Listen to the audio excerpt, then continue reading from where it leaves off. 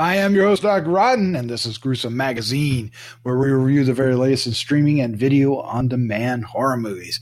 Each week, my co-host Jeff Mohr, Crystal Cleveland, Dave Dreher, and myself will take a look at various spooky, scary, and gory genre offerings. With me this week is my co-host for 82 episodes, Jeff Mohr. Jeff, how you doing?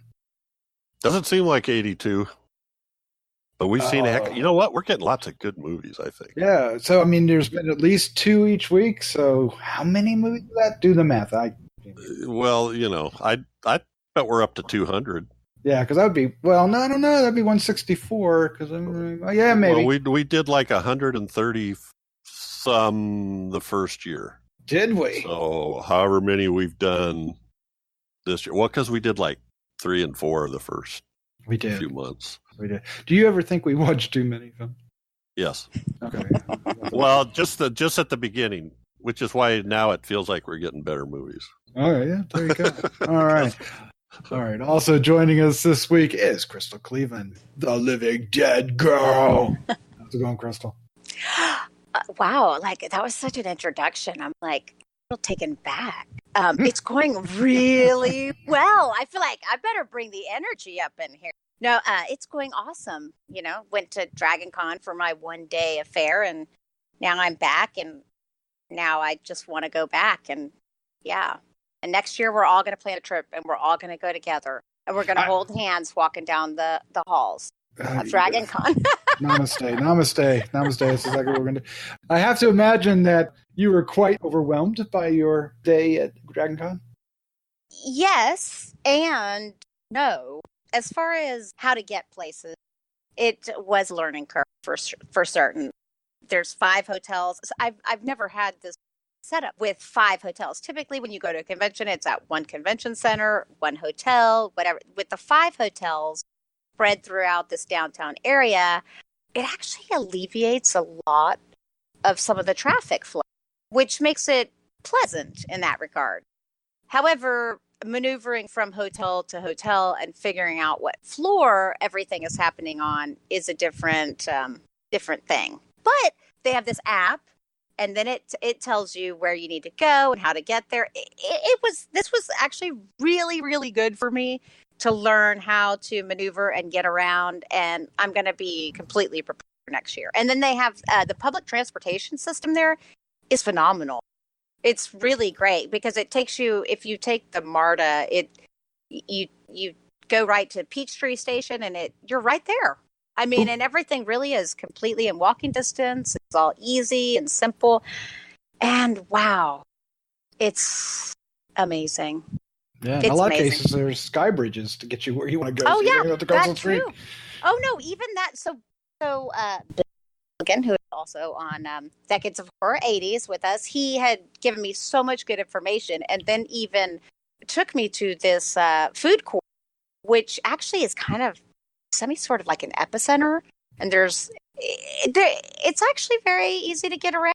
I mean, and let me tell you, there's tons of food, tons of like cool things to do throughout. I mean, everything is compartmentalized. They have like different tracks. So, you know, if you like a particular thing, you go to a particular hotel and then you're with the same people, that same mindset. Like the West End is where the horror track is. And it's awesome. And I was able to catch a panel that Bill and Christopher, who also is a podcast with, their panel for true crime, and it was packed.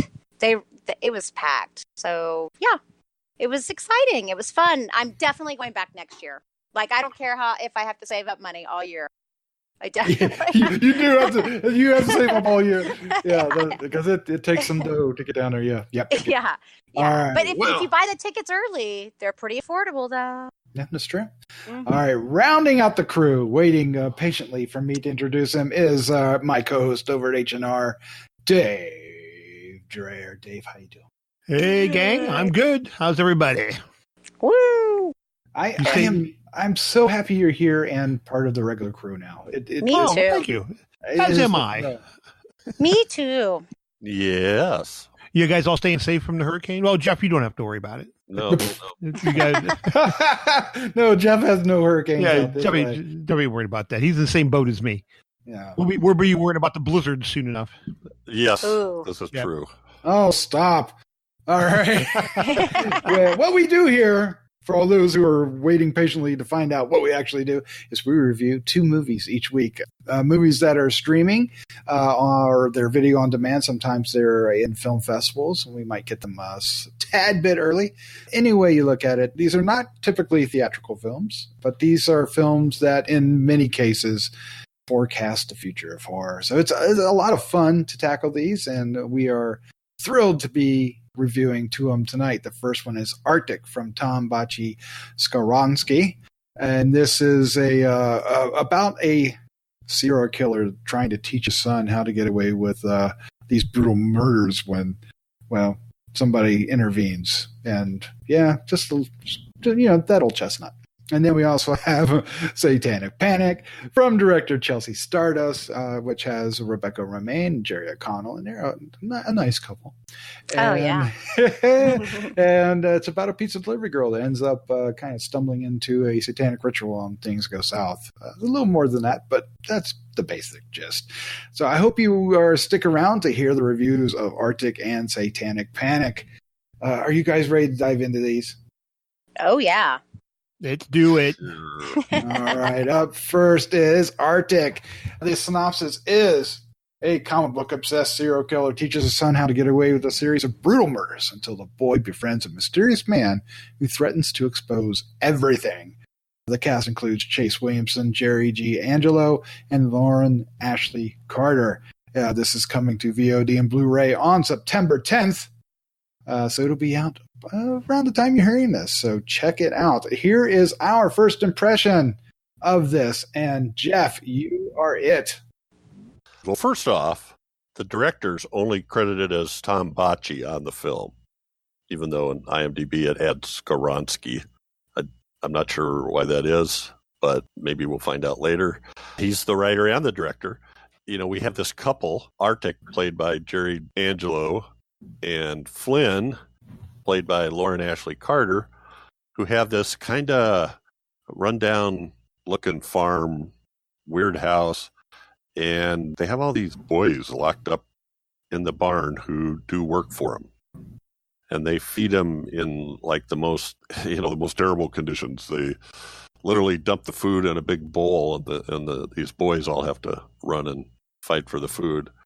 But there's one named Boy, who's played by Gavin White, who is sort of, I don't know if he's their real son or what, but Artik treats him differently, like he's training him for this job. And on one of his escapades, he meets up with Holton, who is Chase Williamson. So Holton starts to figure out that Boy doesn't have exactly a normal life. First off, he doesn't speak very much, etc.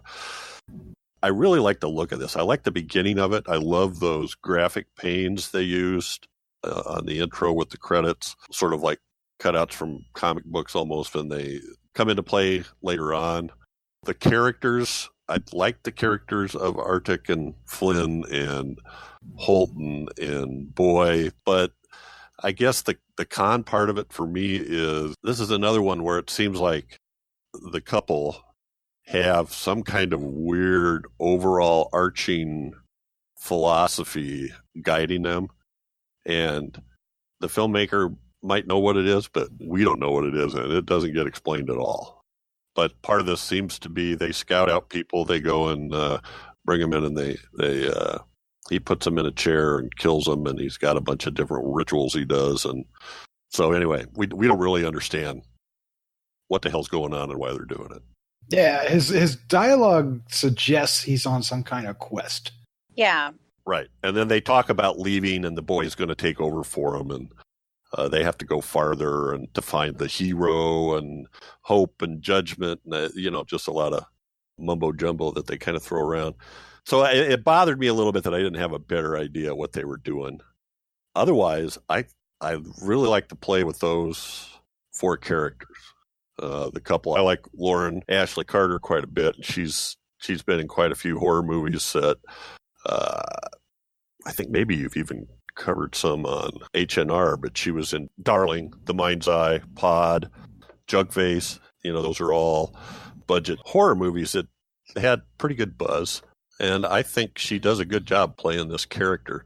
She's kind of whacked out, and I don't know if they're both a little off in some way or what the deal is, but Jerry Angelo, I like his character. He plays him very well, but I enjoyed it. The one thing I didn't like is there's this self-help group, and the guy that runs the self-help group, what a bunch of baloney. Yeah. Matt Mercer is Carr, yeah. Carr, yeah, and I'm not dumping on his acting. It just was dumb dialogue for that kind of a character. So I don't know. I don't know where I'm going, but you know what? I enjoyed this. It's kind of, I still don't know exactly what they were doing, which would have made it more meaningful to me. I think I'll stop there. I can't think of a good place to end it. All right, well, that's fine. Let's find what Dave Dreher thinks. Dave, what is your first impressions of Artik? I'm kind of with Jeff as far as being able to know what was going on. I had no idea what was happening here. I found Artik, the character, to be very menacing. He was very scary, even when he was trying to act somewhat normal. He's the type of guy that you instantly would want to be 10 feet away from. You don't want to be within arm's length of this guy because you can tell he's a lunatic. Or Arm and Hammer's length. Yes. So I liked him, but I had no idea what the hell was going on. None whatsoever, other than they lived in this farm and they had boys in the barn and, some really pretty shots of sunflowers. Oh, yeah. It looked beautiful. I was kind of annoyed. And again, this is kind of nitpicky, but it's all shit that pulls me out of the movie. Everybody in the movie was driving around with their dome light on in their car. Who the fuck drives around with their dome light on in their car? Everybody had their goddamn dome light on. So I was like, seriously, we couldn't come up with a better way of illuminating this than the dome light. So that was annoying me a little bit. And the music, I found incredibly annoying. Anytime anyone moved, you got I'm going to pick up this coffee cup. Over and over and over and over and over and over. And I found it very, very annoying. I actually put the closed caption on and turned the sound off because oh my God, I can't take this anymore. If one more time there's this music that's 8 decibels louder than anything else that's going on, just because somebody turned around and looked at a shadow, I'm going to scream. So yeah, a lot of things annoyed me about this, the least of which being it really didn't seem to have much of a cohesive story. Other than boy Adam befriends the therapy guy and decides to defend him. Now on the plus side, there are some good special effects. I love the fork to the face. Mm-hmm. Very good. That was very effective. Everybody loves a good fork to the face. Yeah, that's it. Everyone loves a good fork face. I didn't hate it. I just didn't understand it. And yeah, I'm going to stop there. I don't know where else to go with it. All right, fair enough. Bristol, what is your first impression of Artik? This was an interesting movie. I agree to a point about the story being confusing or whatnot. I think it was I kind of understood it in a way that whomever he was trying to seek out and find was supposed to live through all this stuff that he was doing to them. And that's absolutely insane and crazy, which makes you believe that the character is just insane and crazy. And I think that plays into the whole part of, is there really any need for any more story? Because the dude is just crazy.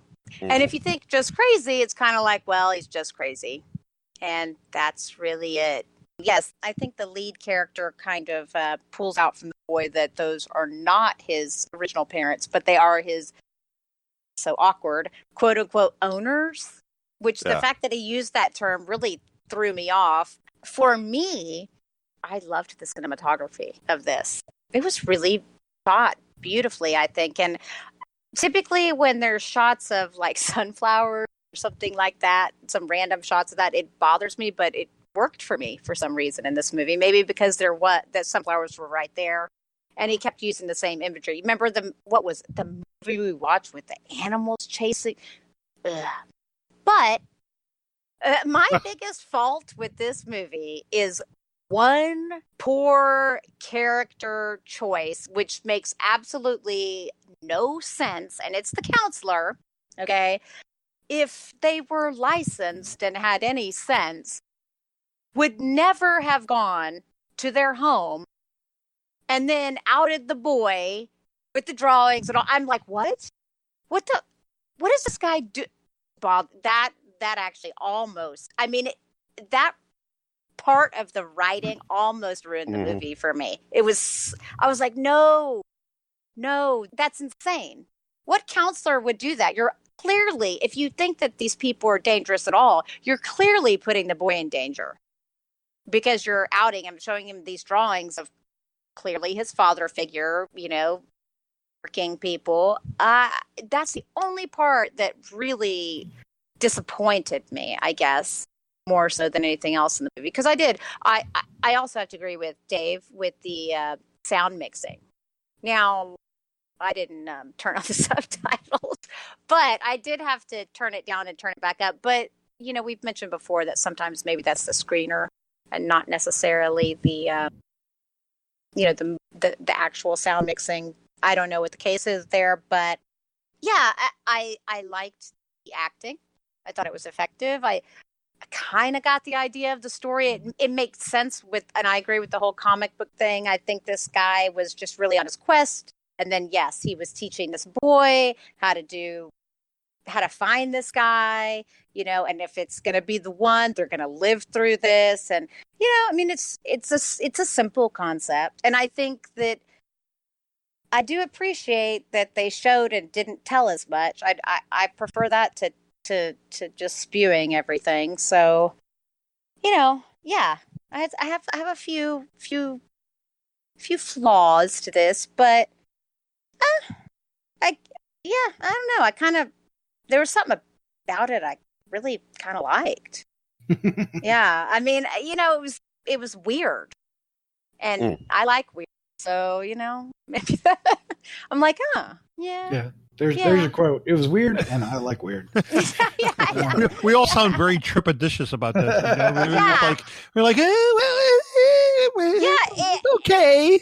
Yeah, it's like, I mean, it's I could see that there was a lot of thought and a lot of work put in, and it's like, yeah, almost completely, absolutely, but not quite. That kind of thing. Yeah.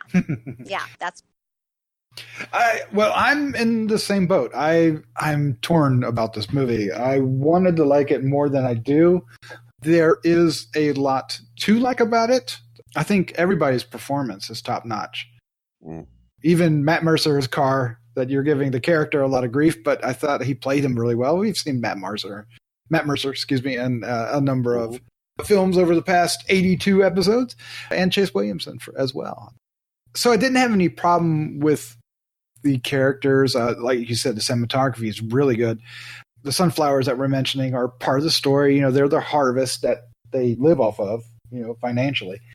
And they keep talking about, getting the harvest done so they can move on or do something. So it's part of the plot. And it looks great. And when they're out there running from everything in it, it looks great as well. The shots inside of Artik's hideout, if you will, his bat cave, his Arctic cave, are really well done too, because it's shadowy and menacing, but lit. So, you don't have a problem seeing everything, but yet you still have a lot of light and shadow. And the chair they've made very menacing in and of itself. That if you're in that chair, something bad's going to happen when it's just sitting there, right? And the character of Artik is menacing and very imposing. Like you said, even when he's not actually doing anything menacing, he's just actually answering the door, right? Mm-hmm. You just like, wow, that guy's badass. Stay away from him. Yeah. And I really liked his acting, because there's a scene, this is with Carr as well, when Carr's at the door, and Carr says he's going to leave, and Artik turns and goes back inside, but we get a shot of him facing the camera, and he stops and realizes that he has to do something, right? And it's all told with his reaction, all body language. I loved that. And I'm like, uh-oh. I was like, see, you're stupid counselor. Stupid.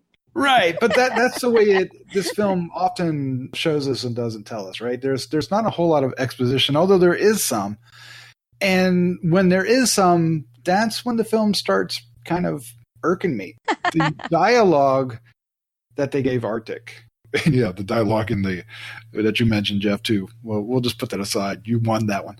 But Artik's dialogue, I had to work to follow what he was trying to tell us because it's very distinct, right? It's very purposeful and trying to be poetic and almost Shakespearean in the way, he talks like he's reading comic book dialogue. There's a purpose to it. But man, it made me struggle. And it made me really, really have to concentrate to the point that I almost got a headache trying to figure out what he was trying to tell us. I got it because, I think, and maybe somebody can correct me if I'm wrong, but, he's basically what I got out of it. He's a villain in search of his hero, his archenemy, in this case, a hero. And everybody that he captures doesn't live up, and he's, keeps working. And he's got all these different qualities that he's looking for. And which is fascinating because he thinks he finds it in Holton when he captures him. And so the conflict that he has with himself and his wife at this point with Flynn, to get rid of him. Why is that trash still in the barn? Right? It's probably the most interesting it's more interesting than what's happening with the boy in some cases, right? Just what is this crazy man thinking here? What's he doing? And I'll confess that at some point I thought the film was going to go kind of unbreakable on us and reveal that Holton had a power because he was acting so adamantly at that point. And he's a mystery too, right? We don't really know all that much about his background. He suggests he has a lot in common with Boy Adam as far as, family and background. So I was kind of expecting him to display something. I was like, are we going to go there? Because it's kind of the theme of the story, right? It doesn't. I mean, it does metaphorically, but not literally like, having a power. But I wasn't totally on board. It took me a while to get invested in it. The dialogue was throwing me. The structure of the story threw me. I get what they were after because they kind of tell it from, they start with Artik and then they build in to bring Holton. And it's only my opinion, but I think that's kind of a mistake. I think the Artik character needed to be introduced later instead of right out of the gate. Oh. And maybe I'm over reading what is going on here. And I don't want to suggest it should have been that way. I just felt that when it shifts so strongly about a third of the way in to Holton and his investigation into it, it's kind of awkward because we already know, right? We've already been shown, and now he's got to figure it out. So I'm kind of like, well, I already know this, dude. But go ahead, take your time. Oh, I see what you're saying. Like maybe more needed to be given at that point than make more sense. I get it. Okay, I see. Yes. But yeah, it kind of stole the thunder of the mystery of what Holton was trying to look into. Yeah, that makes sense. Even if they would have just that opening scene, the pre-credit scene, everything you need to know right then about Artik. You are at that point, he's a badass. Where he's drawing on the plastic bag over the heads buried in the dirt in the garden. I mean, so if they'd left that out, you at least wouldn't know what was going on until he and Boy make a trip into town. Oh yeah. So I don't know. I interrupted you, Doc, but I think I get you. But I liked knowing that stuff when they had the meeting with Carr.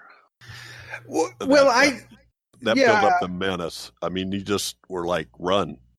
Well, yes, there is a reason when you see the movie, you understand the structure and it's chosen, but it's at the point when we start focusing on Holton that I think it shakes itself loose a little bit, because everything that Holton's trying to figure out about Boy, it's already out there for us. So as an audience member, we're waiting for the cast to catch up, and I'm not certain that works real well.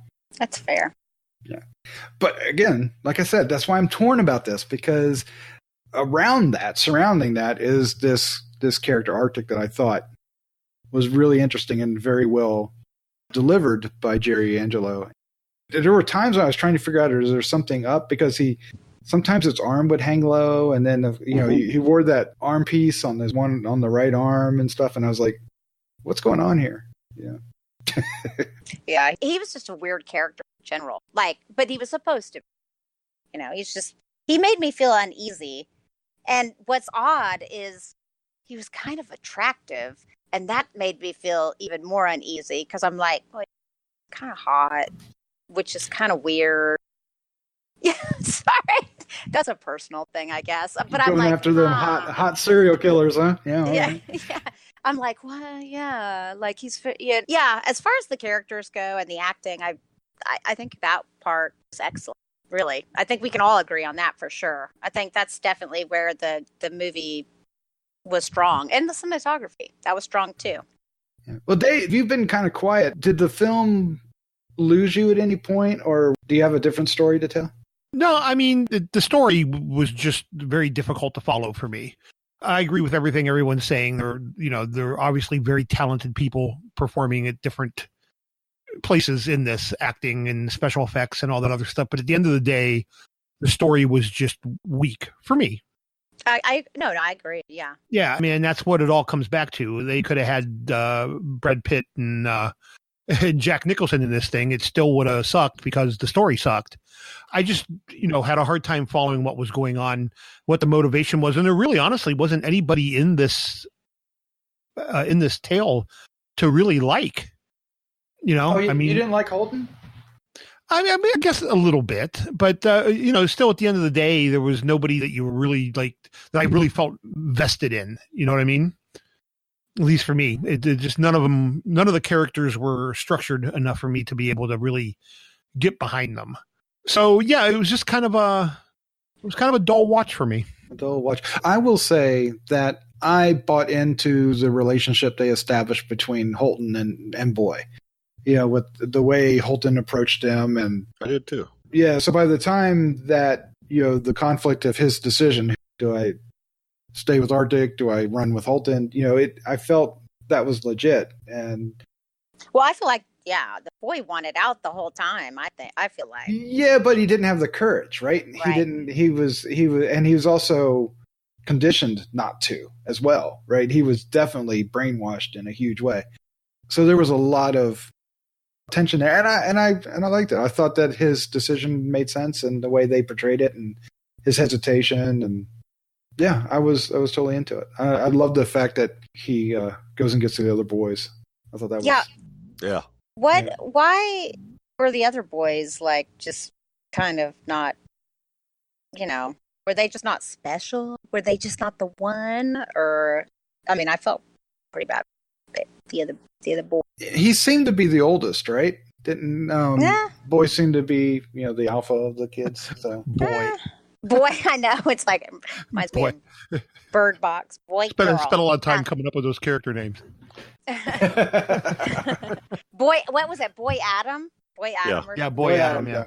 I don't know. It's hard to tell. They did seem to range in age, but I don't know that it necessarily seemed that he was the oldest, because I think another one seemed relatively large. I think Artik was basing it on the relationship that he had with the kids. I mean, maybe I'm wrong. I don't know. I guess maybe we could send out some questions here and find out. But yeah, who's to say? There's such a weird thing about fucked up people, personally, for lack of a better way to describe it.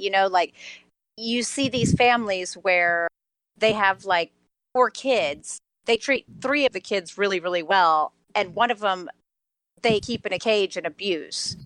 Who's to say why? I don't know. I mean, it's a confusing situation. For me, I guess all I kept thinking is he's crazy. It's just there's not really. I think that at some point there's not as much of a rhyme or reason for that. But I'm curious as to how behind his wife was to him, because they had an interesting relationship. She seemed like she didn't like some of his choices and stuff. But she clearly had to be crazy too. She was. Yeah, she had some control. She had control over him though a little bit. I mean, he would listen to her. Yeah. For some reason. It's the power of the booty. The power of the booty. That must be it. The power of the booty. Oh, man. All right, well, let's wrap this up. Let's give our final thoughts, our score, and favorite scene for Artik. Jeff, it's all yours, man. Start us off. So I think this is worth a watch. Even though I felt sort of tongue-tied in trying to describe it, I agree that the acting is good. I like the character of Artik and the character of Holton and Flynn and even the boy, and I think he is an example of a possible outcome of years of abuse. You saw the way Artik treated him. If he didn't jump, the obvious threat was there. There's a scene where, when Holton's there, Holton's telling him to make his own decision. He's independent. He can think, and Artik is yelling, he can make his own decision. He can make his own decision. Now go do this. And when he doesn't do it, it's like, do it now or else. So obviously not. So I think that kind of explains all that. I still have to say the whole self-help group and the dialogue between Holton and Carr just almost took me out of it. And I agreed that Carr's, that character could have been much better written. But anyway, I enjoyed it, even though it has some faults in some of the story. But it's like 70 minutes long until the credits. So it's a fairly quick watch. Love the look, love the menace of Artik. And you guys tell me, I don't know, periodically this comes up, but if a guy that's built like Artik hits you in the head with like a 20-ounce hammer with all his strength, you're not getting up, I don't think. And that happens all the time in horror movies. Just an editorial comment. I'm giving this a 3. And my favorite scene, sorry, Dave, but I got to go first, is the fork to the face. Of course. And not just that, but the whole, the introduction leading up when Artik shows up and that just the menace. He's just oozing menace because we know what he's like. Even though Carr's not the smartest tool in the toolbox, he's you're rooting for him to leave. This all sounds rational, but just leave. Yeah. I think it's more amazing that he actually wakes up from the fork to the face, but that's a different story, right? Oh, yeah. Well, there's a lot of, if you're going to torture the crap out of somebody, they got to survive. Yeah. Doesn't help. Yeah, I guess you're right. All right, Dave Dreher, what is your final thoughts? Final thoughts, your score, favorite scene for Artik? I really hate to poo all over this one too much because there is a lot of talent behind this, and it's not a horrible movie. It's really, really not. But for me, it very severely suffers in the story and character development areas. I don't disagree with everything you guys have said, but at the same point, you've kind of heard all of us kind of trying to stumble around explaining how this was, and it shouldn't be that hard. I mean, it really shouldn't be. It's almost like we're having to talk ourselves into liking it a little bit more than maybe we should. So and again, the music was a real issue for me. I don't think that was a screener issue with this one. It seemed like the movie was actually crafted that way. You can't produce jumps or scares in the content that's on there, then scare it by raising the volume. And, a couple of different times I would feel myself kind of floating away from the TV, kind of staring at the wall or looking at my computer, and then you'd hear the boom. So I would focus back to the TV for a second, what am I missing? And after the 15th time, I was like, okay, I'm just not going to look anymore because there's nothing going on in the TV. And it's like that really for pretty much the whole first half of the movie is a lot of exposition and people driving around with their dome lights on. So that got you, didn't it? You did dome lights. All right. Yeah. So it just wasn't my cup of tea. I'm going to give it a 2.25. And really, my favorite scene really was Fork Face. I'm having a real hard time coming up with something else because I really didn't. I didn't have a backup scene. I guess the opening scene is pretty good, where we see, because I was getting a Motel Hell vibe. I thought he had these people planted with the bags on their head. Oh man, yeah, just the way the shot was structured and all that. But it's kind of disturbing. And as Jeff mentioned, I mean, you right off the bat, instantaneously, we meet Artik from frame one, and you know right away that he is one crazy mofo that you don't want to mess with. So I thought that was actually kind of an effective shot. But I also see what you were saying, Doc, and saying that really the film might have been better served by not bringing Artik in until later in the film. So very interesting. But since my favorite one was taken, I'll go with that opening scene with Bagheads. Bagheads. All right. Well, fair enough, sir. All right, Crystal Cleveland, what is your final thoughts, your score, favorite scene for Artik? This is a tough one. And I'm so with Dave, and I'm so with Jeff, and I'm so with you too, Doc. I do like it definitely more than Dave, for sure. But maybe that's because for some reason the sound wasn't bothering me. I could see that could probably have done it for me. I just, I could see that would have, yeah. Well, for the rest of the night, when Doc talks, I'm going to go after everything he says. I'm like, see how you feel about it then. That might irritate him, but we'll laugh at it. What's shocking though is like normally that would get me. I don't know why I didn't notice it on this. I guess I don't know. I really did like some parts of this, and I guess that's the hardest part for me. I'm kind of torn because what's weird is I think there's a lot of like really good, and then only a couple things that I really hated. So it's a weird little place I find myself in, but I think it's worth a watch for sure. Definitely. I liked it. I think it was a little weird. A little creepy. There wasn't a lot of dialogue, which, I dig that too. I didn't notice the dome lights. So see the things that unfortunately Dave hated, I didn't notice. It's shocking. I'm like, oh God, now I'm going to go back and watch it, and I'm going to you won't be able to not see the dome light. I ruined it for you forever. But I'm going to give it a 3 as well. I'm going to go with Jeff on this. I definitely think it's worth a watch. It's, now there are a few scenes that I liked. Clearly the fork cheek is special. There's lots of spikes, but I think that one of the scenes that I really enjoyed was where Artik is teaching the boy to stake, and the boy is staking the ice. For some reason, I guess maybe I just enjoyed the characters more.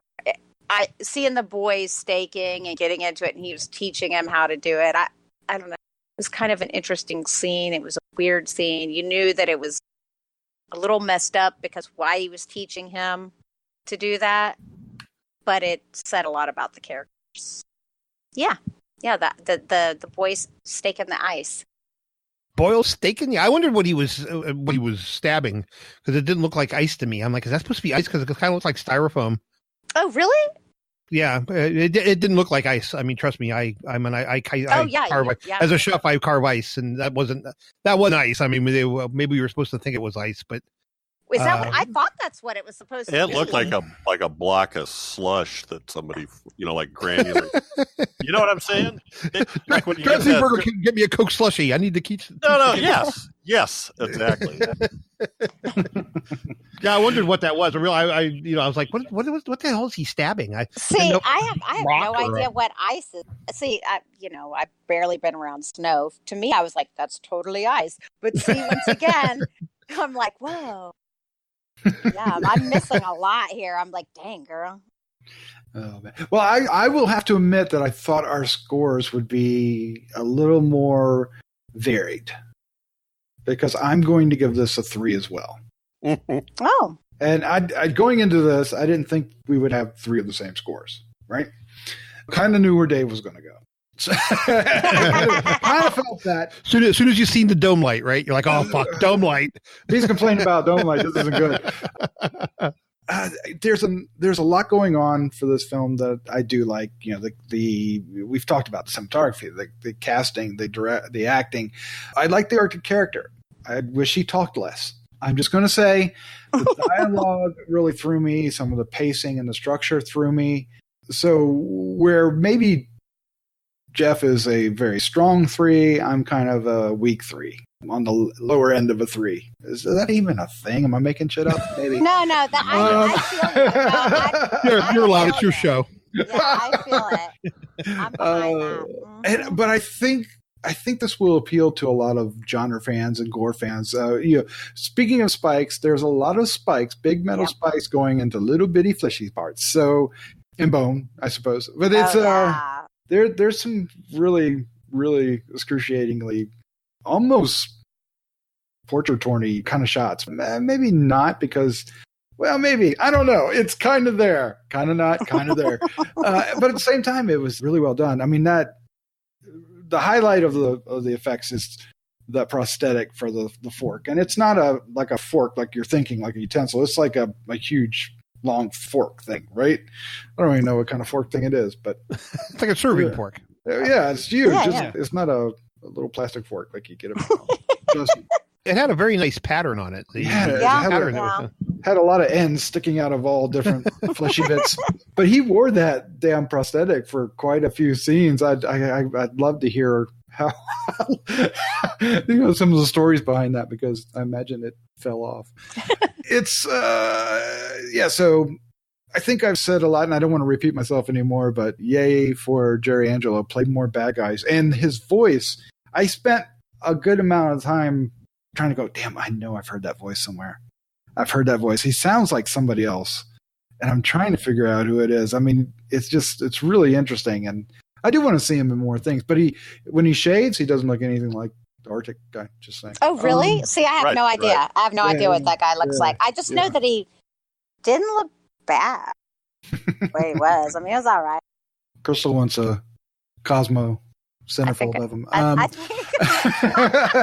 For me, my favorite scene, it's really hard not to want to kind of lean toward that the scene with the fork. But one scene that really impressed me, and it's a long scene, is when Artik, he's got Holton tied to the chair. He's done some really gnarly things to him, and he's torturing him, but realizes that he's just not going to get to him, and realizes how he can.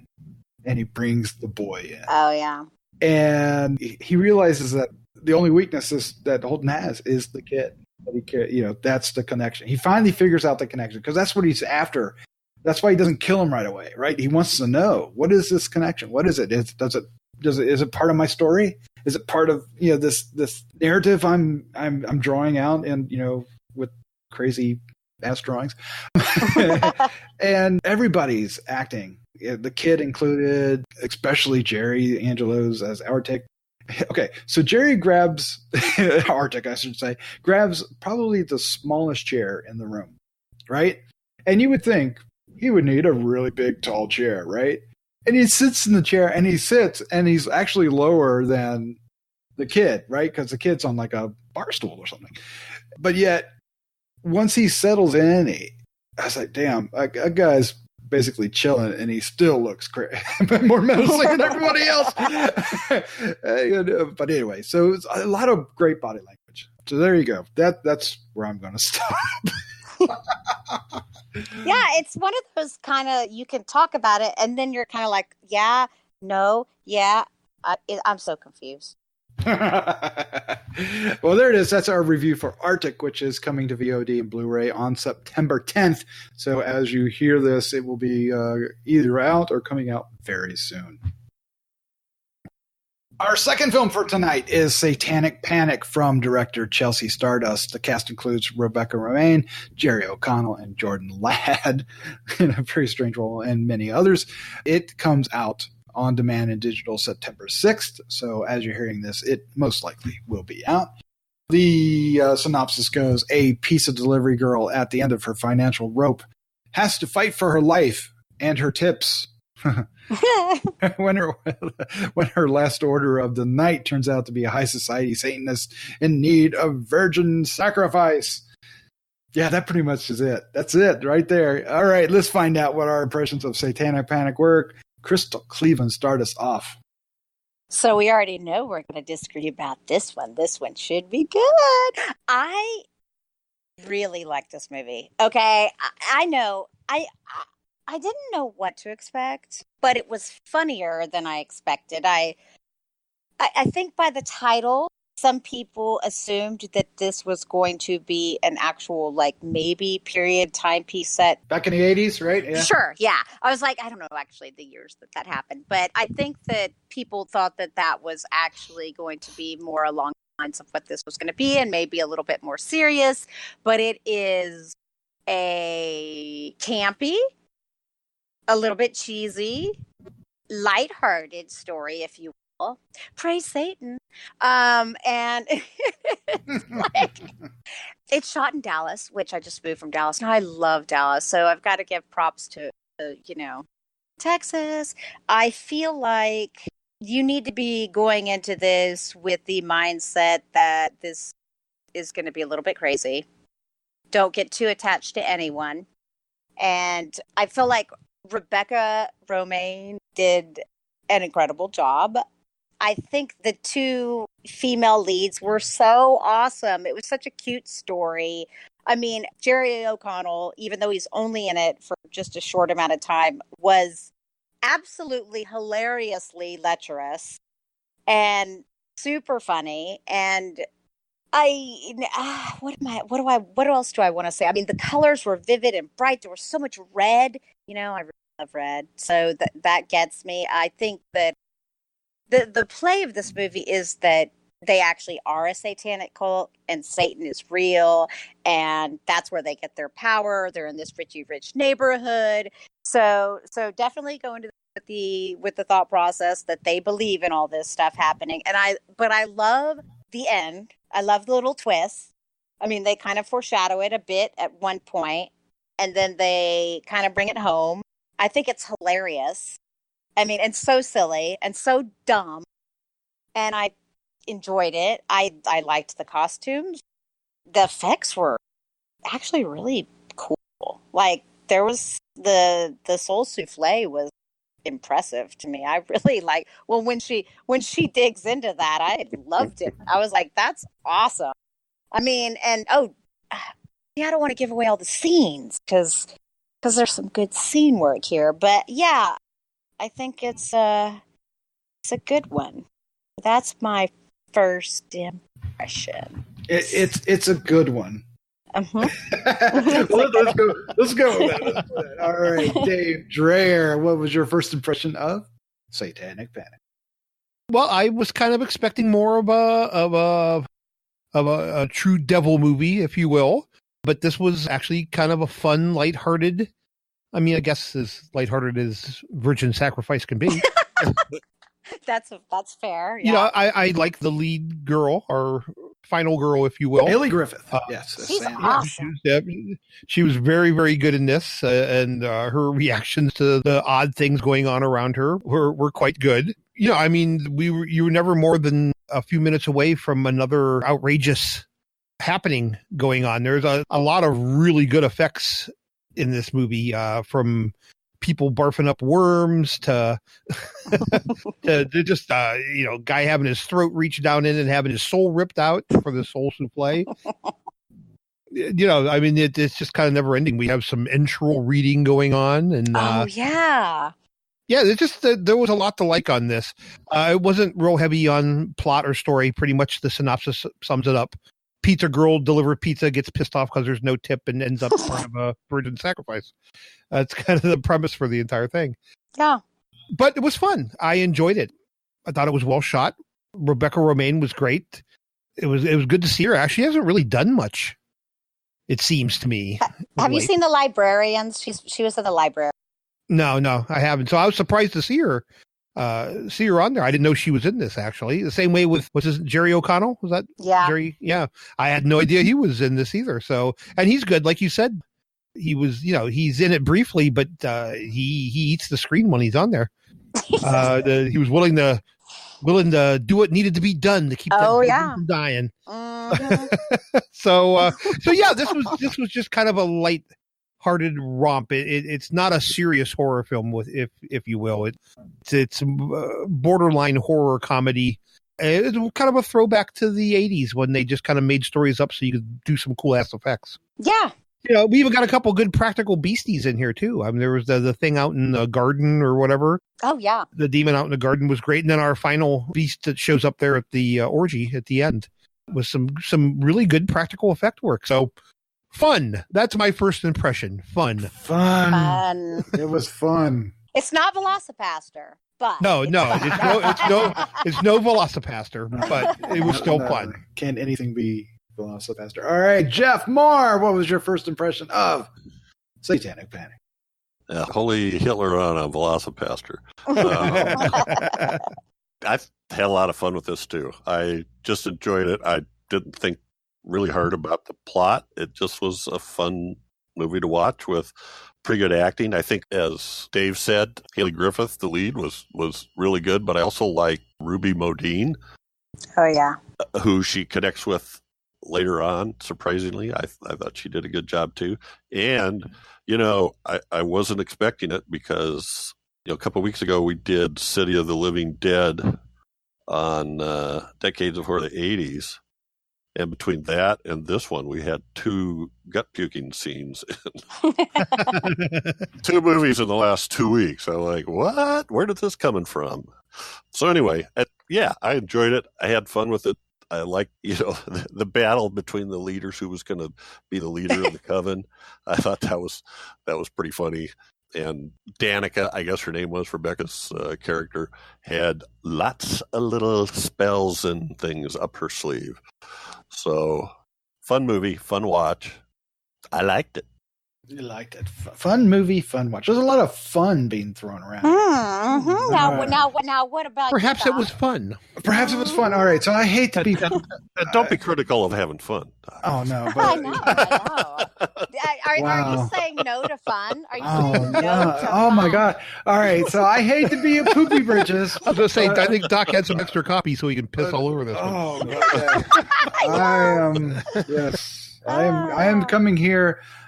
without the fun. Okay, so there are moments of levity, yes, but this movie didn't register as well with me. I thought it was a little uneven. It wobbled a bit. I did like the cast. I will give you that. I really liked our lead, although I don't think she evolved into the scream queen or the final girl that the film needed. I didn't buy into her. To me, I don't think she leaves very much different than she enters. There's a lot implied but I don't buy it. You know what I mean? Other than, wow, that was a creepy night. It just, I liked her, but I didn't like the character that much. Yeah. But I really liked Jerry O'Connor. He was hilarious as Samuel. He's in a bad position at the beginning of the film, and he has bad propositions, and things go poorly for him. So it's hilarious. Rebecca Romijn, I really liked. However, Uh-oh. I did not enjoy how this film was lit. Oh, okay. When I can see the makeup on all the actors' faces. Oh. Right? Okay, that's fair. I was pulled out every time somebody got even a medium close up. And it was just. Do you think that was the lighting or the makeup artist? No, it was the lighting. Okay. This was harshly lit. There was no subtleness to the lighting on this. At least my impression. I'm not a lighting expert, and it might be part of the makeup. I didn't get that impression watching it. I was just like, wow, I can really see where they put the makeup on these people and everybody. I mean, it wasn't just, it was really bad for Rebecca Romijn for me, but everybody else too. Even Jerry O'Connell. It was kind of. I think her makeup was a lot darker on her face or something, wasn't it, or something? It might have been something, but I just don't think. The lighting was really harsh. It was, and everything was lit really brightly until you get, well, the outdoor scenes weren't. The outdoor scenes were better, especially like the monster scene that you were talking about, Dave, I thought it was a tree monster. Yeah, the tree. Okay, so those scenes were lit really well. But anytime they were indoors, it was, yeah. Did the tree monster remind you of Jeepers Creepers a little bit too? Sorry, a little distraction. It kind of did. I was like, it's kind of cool. I guess it didn't, but it might now. The face and the nose. Yeah, right? the face. Yeah. And Dave, I thought the second one looked a little too cosplay for me. The one that comes later, but The orgy monster. yeah, but at the same time, it was probably all this weird thingy that was happening in her head anyway, because it's hard to tell what was really happening then. So yeah, and I wanted to like the ending, but I had a problem with the ending. What was your problem? Talk to me.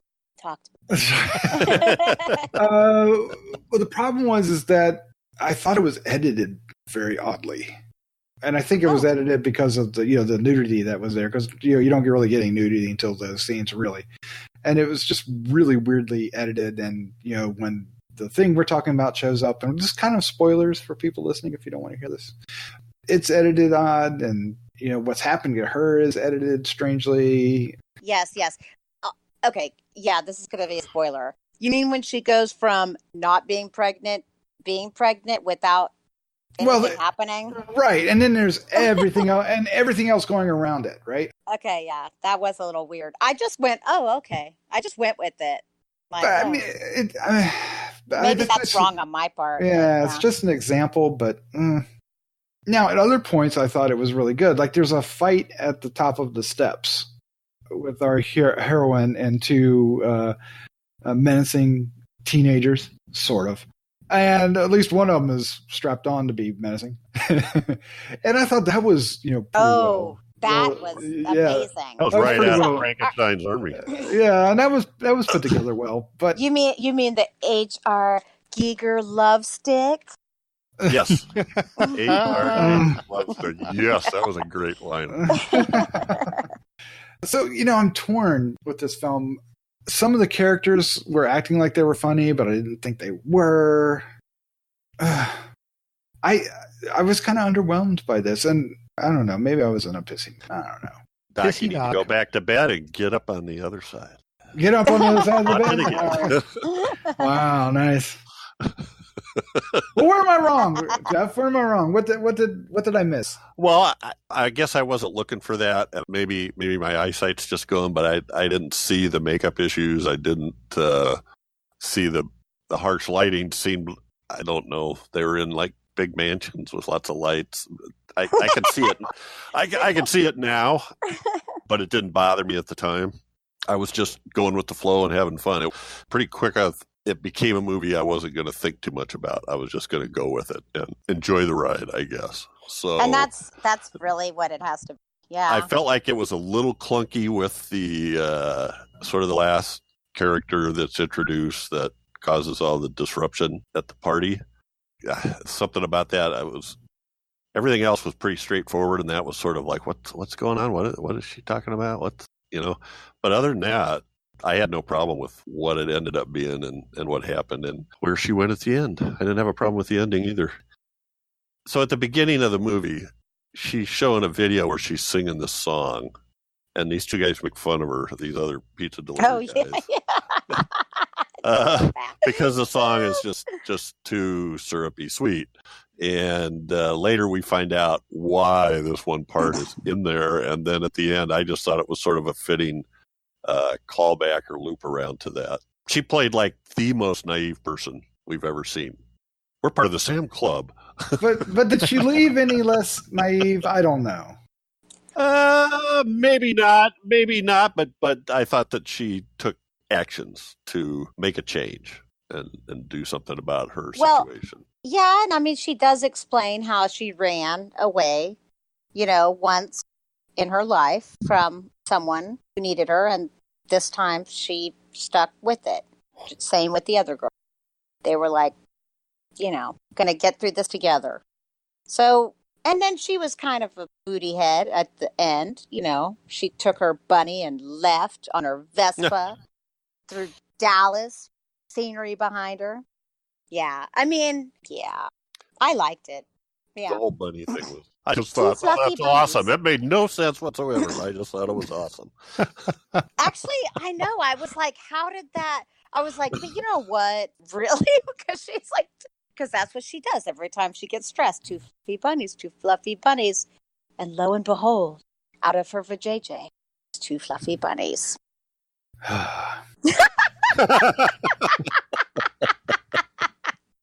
It's so ridiculous.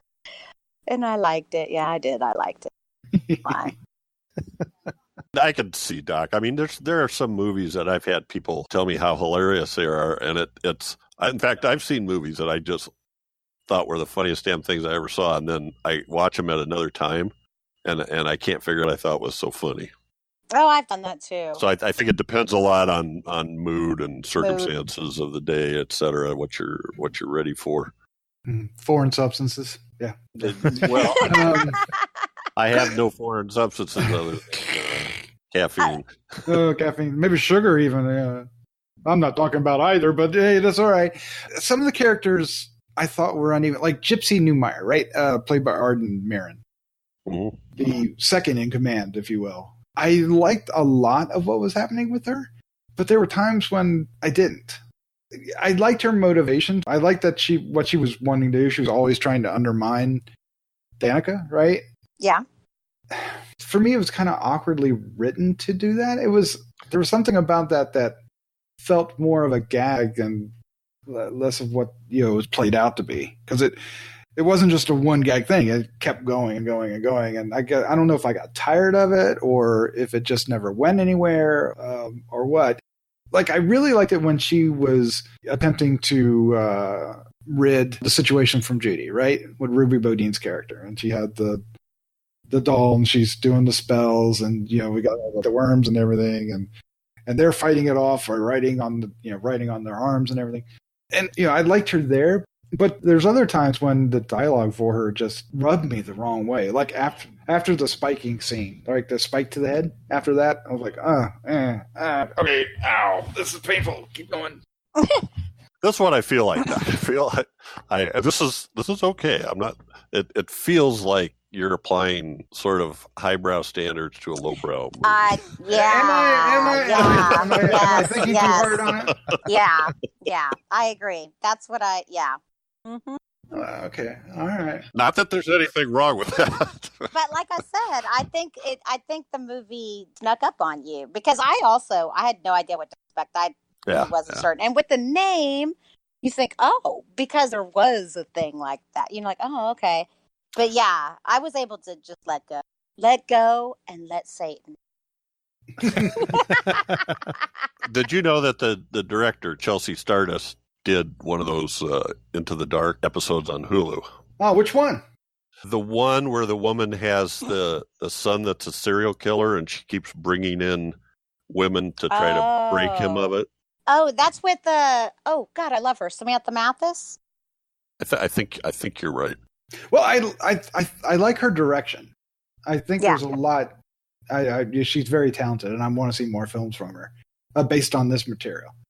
And I thought she got great performances out of most of the cast. There's a couple of them that rubbed me the wrong way. I won't get into specifics. It's none that we've mentioned yet. I mean, it was. It's okay to not like it. It's okay. It's okay. Dave, what about you? Chime in. You've been awful quiet. I kind of agree with what Jeff was saying there, kind of applying a highbrow standard to a lowbrow film. Because I think the pacing was great. I mean, they just kept the blood flow, and the situations just got more and more ridiculous with each passing moment. So the film just kind of flew by for me, quite frankly. Yeah, me too. So I don't see any pacing issues at all. But again, stealing from Jeff, but I kind of turned my brain off about 45 seconds into this and just kind of let the stupidity wash over me, and I was okay with that. Yeah, that's really unfortunately the case. It felt fast to me too. Like it felt like there was always something going on, or something here, or something there.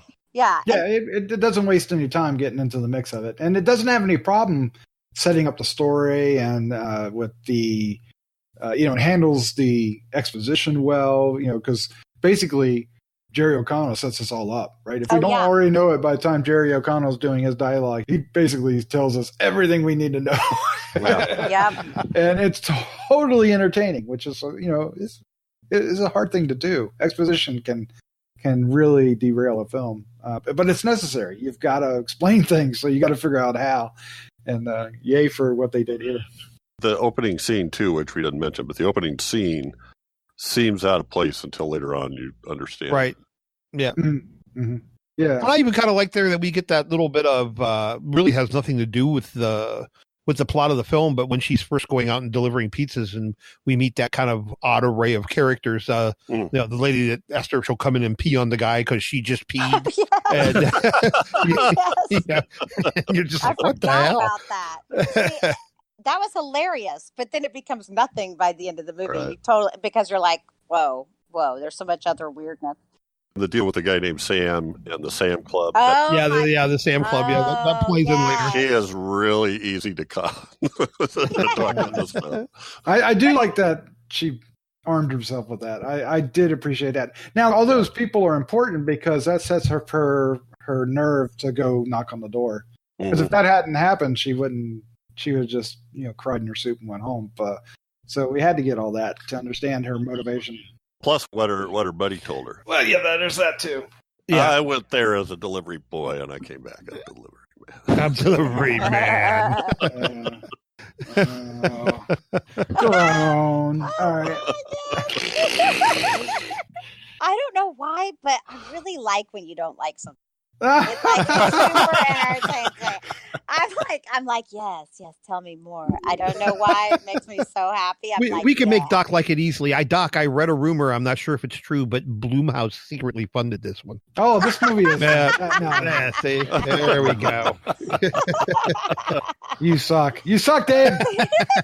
All right. Okay, with that, let's wrap this up. Let's give our final thoughts, our score, and favorite scene for Satanic Panic. Crystal starts us off. Okay, so obviously, yes, I think this is a must watch. It's funny, it's fun. If you like fun, then you'll like this movie. Oh! Got a spike in my head. No, I'm just kidding. I mean, it's not for everyone.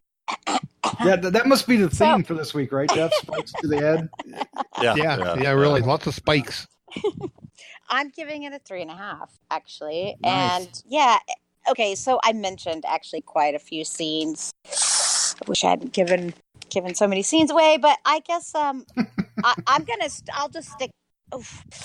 It has to be the HR Keeker love stick, because when the drill penis came out, I went, what the?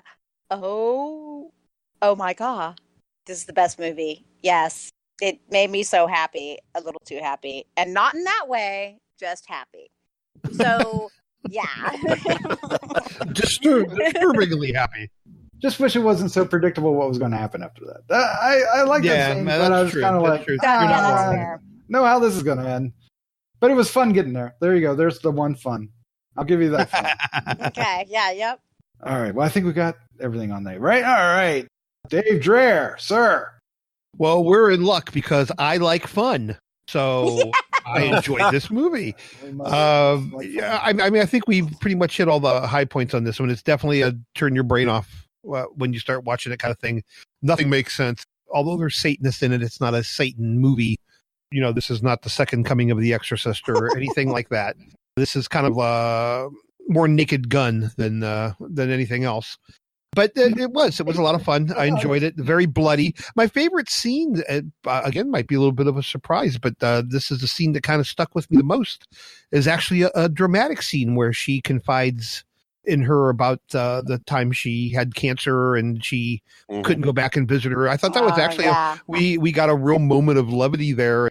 Things got kind of serious for about 5 minutes while she did that. And, of course, the whole time she's writing these spells all over this chick's body because they're trying to kill her using some kind of voodoo doll. But still, even with all that insanity going on and the chick puking out worms and her eyes bleeding and all this other shit, she confides this really personal moment. And it actually worked. For me, it actually did. So that would be my favorite scene. And I, too, am going to give this a 3.5. Oh, nice. Yeah, I like that scene basically established their friendship. Because, they were still at odds up until then, right? Yeah. Right. and that broke through. So I'd like that as well, Jeff. No, Dave. All right. Up next is Jeff. Jeff, what is your final thoughts? Your score and favorite scene? Final thoughts is, turn off your brain, have fun, go with the flow, and it just kind of gets crazier and crazier as it goes. I also had written down, this is a strange night, 3.5. And my favorite scene, I would have took the H.R. Giger love stick, but I'll take Jerry O'Connell's character. Oh, yeah. Demise, just because he was the stupidest guy I've ever seen. Anyway. Yeah, that was great. There's nothing in here you don't see coming. That's true. Once they set the scene, you know what's coming, but they do a good job pulling it off, I think. Is that it? The fun is getting there? I think so. I don't know. I saw it coming. Everybody saw it coming, but it was still funny. Okay. I wish I knew what you guys were smoking, because they would have made I recognize what you guys are saying, but it just didn't register with me. Again, I don't want to harp too much on the lighting, but that really the problem is that it, much like Dave's music in the previous movie, that's what threw me out of this one, and that is a hard thing when you're pulled out of a movie. It can disrupt it. And now, you kind of become hyper focused on it. Right. Then, yeah, and it's obvious that it didn't affect you guys the same way. So that might have been the tipper, right? In this, that tipped it in the wrong direction. Otherwise, yeah, I can see where a lot of people are really going to like this. I guess I didn't shut my brain off because I kept trying to put pieces together, and it wasn't happening. But there is a lot of like. Our leads are good. The gore is good. The creativity is good, but I didn't find it rewarding in the end. I felt a little let down. And again, maybe that's me. But what'd you say it was? Highbrows? Something to low brow? What? Highbrow standards and lowbrow. Okay. And I didn't mean that in a negative way. I think maybe I fell fault to that. So my score is a 2.5, so it's a little lower. I do feel a lot more of our listeners are going to like this and dislike it. I think I'm going to be the far more loner to the reactions of the group believers than even here. My favorite scene, though, is an interesting one. I mentioned the one character, right? The one that was giving me the most grief as far as being uneven, which was Gypsy. But her demise, I thought, was brilliant. And it's a result of a spell that Danica, Rebecca Romaine's character, tells her, that she's drowning, right? And the way that the scene plays out and the way it's edited and put together and shot, this one's lit well. I thought it was really, really strong. And Dave, there's most of the effects are just her spitting up water, right? And but we got that one with the water coming out of her eyes and everything. Right. It's obviously a head, but it's so well done. Right? Yeah, it's good. It's a very good practical effect. Yeah, it was real. It was, and again, the editing plays a lot with that too, because the way they edited that piece together. I mean, it was good. It was good. So there's moments like that stand out. I really did like the scene with the two girls, weaving the spell, because there was a nice build and crescendo to that. Doc, I think we should mention too, just for grins, I guess, the story was co-written by Ted, and I don't know how to pronounce his name, Ted Gogan. Oh, yeah, I noticed that too. That Gogan, yeah. The guy from We Are Still Here. Yes, and Mohawk. Yeah. And also Grady Hendrix, the guy that does the Paperbacks from Hell. Oh, nice. Oh, yeah. Facebook. Yeah. Yeah. Wait. Did he give his number? Yeah, Doc gave it a 2. 2.5. How did I miss that? How am I missing this? I don't know. We talked, and I'm sure it was lower before we started. Was it? It might have been. I'm not going to say it was. We guilted him into a 2.5. Oh, man. Oh, he's still thinking about it. I am. All right. Well, that's our review for Satanic Panic. Satanic Panic is released in theaters and on demand and digital Friday, September 6th. So likely it is out when you hear this. And check it out. I would imagine it'll be on a streaming service probably later in the fall or early winter. Even though I gave it a lower score, I do recommend people checking out because I think they'll see something different than I did. But there you go. I want to see more from Chelsea Stardust. Let's put it that way. Yeah. How with that? All right. So the films we reviewed tonight are Artik and Satanic Panic. So check them out and let us know what you think. To do that, write us at feedback@gruesomemagazine.com or find our Facebook group over on Facebook, the Gruesome Magazine Horror News Radio Facebook group. Or you can go to gruesomemagazine.com and leave a comment on the blog post for this podcast. Any way you can, we'd love to hear from you. Definitely. Come on. Speak up. Give us something to talk about. We want to hear from you. Yes. All right. Dave, Jeff, Crystal, thank you for joining me. Thank you for having Welcome. us. Mm-hmm. Absolutely. All right. Let's say goodnight. Good night. Good night. Good night.